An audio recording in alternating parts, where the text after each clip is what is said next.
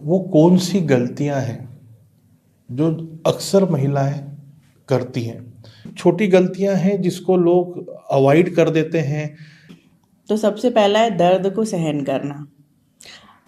हमेशा कहीं ना कहीं बॉडी में पेन होता रहता है, लेकिन महिलाएं उस पेन को सहन करके और काम करती रहती हैं। दूसरी गलती जो बहुत कॉमन है वो है गूगल।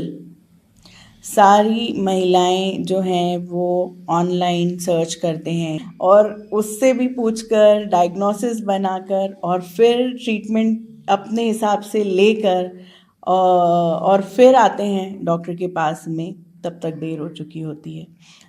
चौथी चीज़ है जो हम सब के लिए बड़ी पेनफुल है, और वो है कि हम हर चीज़ को नॉर्मल और घर के घरेलू नुस्खों से ठीक करने की कोशिश करते हैं।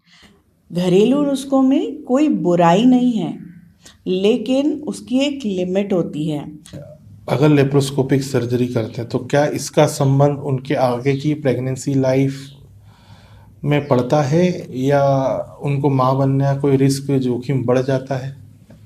गायनिक सर्जरीज़ की जहाँ तक मैं बात करूँ तो वहाँ पर नॉर्मली लैप्रोस्कोपिक सर्जरी उन कंडीशन में की जाती है जहाँ पर कि गांठें जो हैं उन्हें सुरक्षित तौर पर, या सिस्ट जो है उसे सुरक्षित तौर पर निकाला जा सके।